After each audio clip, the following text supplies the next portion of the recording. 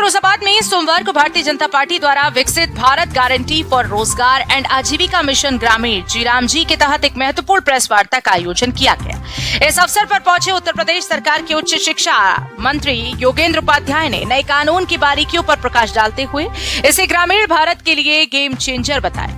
मंत्री ने सीधे तौर पर मनरेगा की तुलना जी मिशन से करते हुए कहा कि पूर्व की सरकारों में मनरेगा केवल गड्ढे खोदने और भरने तक सीमित थी, जिसमें भारी भ्रष्टाचार और घोटाले होते थे। उन्होंने घोषणा की कि जहां मनरेगा के तहत केवल 100 दिन के काम का प्रावधान था, वहीं अब जी के माध्यम से ग्रामीणों को 125 दिन के रोजगार की पक्की गारंटी दी जा रही है। वहीं विपक्ष पर हमला बोलते हुए योगेंद्र उपाध्याय ने अखिलेश यादव के बयानों को पूरी तरह से तथ्यहीन और बेबुनियाद करार दिया। उन्होंने तंज कसते हुए कहा कि अखिलेश यादव का कोई भी कथन गीता का उपदेश नहीं है। वे हर अच्छे काम में कमियां ढूंढते हैं। उनके इटावा में मंदिर बनवाने के निर्णय पर मंत्री ने कहा कि ये खुशी की बात है कि जो लोग अब तक केवल कब्रिस्तान और मजारों का निर्माण करवाते थे, वे अब मंदिर की ओर रुख कर रहे हैं। इसके अतिरिक्त शिकोहाबाद की जेएस यूनिवर्सिटी की मान्यता रद्द होने से प्रभावित हजारों छात्रों को राहत देते हुए मंत्री ने स्पष्ट किया कि सरकार छात्रों के भविष्य के साथ खिलवाड़ नहीं होने देगी। सभी छात्रों के दस्तावेज और डिग्रियां अब डॉक्टर BR अम्बेडकर विश्वविद्यालय आगरा से निर्गत की जाएंगी, जिससे उनकी पढ़ाई और करियर सुरक्षित रहेगा। देखिए उत्तर प्रदेश फिरोजाबाद से SK चित्तौड़ी सहयोगी विशाल वर्मा की खास रिपोर्ट। कॉन्फ्रेंस में विकसित भारत जी इस योजना पर प्रकाश डालने के लिए मैं हाजिर हुआ हूँ। इसको 3 टुकड़ों में मैं विभाजित करूँगा। पहली, मनरेगा में क्या खामियां थी जो इसको लाया गया।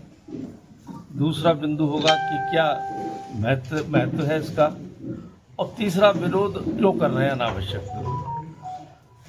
तो जो मनरेगा थी वो मात्र राहत आधारित थी, उससे कोई आउटपुट नहीं था। एक राहत बतौर वो दी जा रही थी, गड्ढे खोद दो, भर दो, इस टाइप के काम थे। उसमें कोई निर्माण कार्य नहीं था।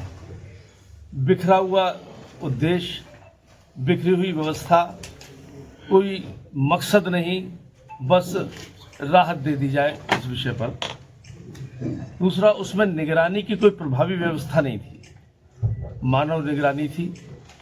उस समय चूंकि टेक्नोलॉजी भी इतनी डेवलप नहीं रही होगी और गरीबी ज़्यादा थी, इसलिए वो राहत संबंधी था और निगरानी मानव से थी। तो उसमें जब चूंकि ऐसी निगरानी थी, उसमें टेक्नोलॉजी का उपयोग नहीं हो रहा था, जो भी टेक्नोलॉजी थी उसका भी उपयोग नहीं था, इसलिए भ्रष्टाचार का बोलबाला रहा उसमें। अभी कुछ दिनों पहले ही अखबारों में भी आया है, आपके मीडिया ने उजागर किया कि 55 जिलों में 300 करोड़ से ऊपर का घोटाला मनरेगा में हुआ। तो ऐसी परिस्थिति में हमारे नेता मोदी जी ने एक रचनात्मक इसकी भूमिका बने, इस वजह से इसमें प्रावधान किया और उसमें 100 दिन के रोजगार का मात्र प्रावधान था।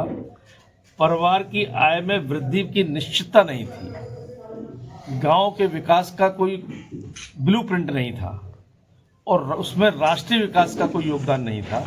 ये उसके जो खामियां थी, इस वजह से विकसित भारत ग्रामीण रोजगार गारंटी एक्ट 2025 लाया गया, जिसे VBG शॉर्ट में कहा गया।